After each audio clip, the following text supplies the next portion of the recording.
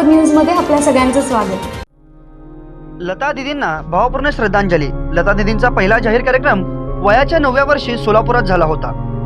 याचा सोलापूरच्या नागरिकांना अभिमान आहे।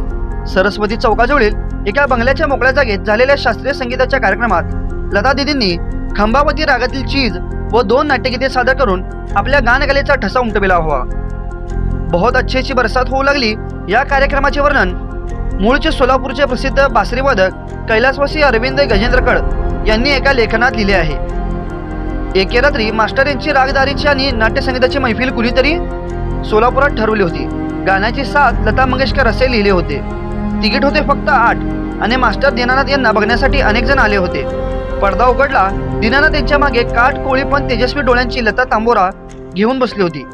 या कार्यक्रमात दीनानाथ यांचा आवाज लागत नव्हता। ते विलक्षण थकलेले दिसत होते, त्यामुळे त्यांचा आवाज नीट लागता नव्हता। एक दोनदा राग त्याला चिजा व एक नाट्यपद यांनी कसेबसे सादर केले। प्रयत्न करूनही त्यांचा आवाज वर जाईना। ते बाजूला झाले, लताला पुढे यायची खुणा केली आणि म्हणाले, आता हिचे गाणे ऐका। लता सरसावून बसली। सोनेरी चैतन्यामागे झगमवू लागले।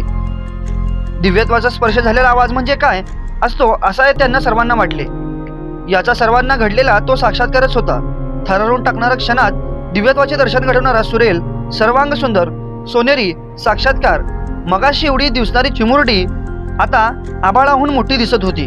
तो दिवस स्वरानुभवाचा दिवस सर्वांच्या अंतःकरणावर कायमचा कोरला गेला। सोलापूर महानगरपालिकेतर्फे 19 फेब्रुवारी रोजी 1944 पार्क मैदानावर शरद पवार, सुशीलकुमार शिंदे, विजयदादा मोहिते पाटील, तत्कालीन महापौर मनोहर सपाटे यांच्या उपस्थितीत फेटा बांधून शाल व पुष्पहार घालून तसेच चांदीच्या करकंड मानपत्र देऊन त्यांचा सत्कार करण्यात आला।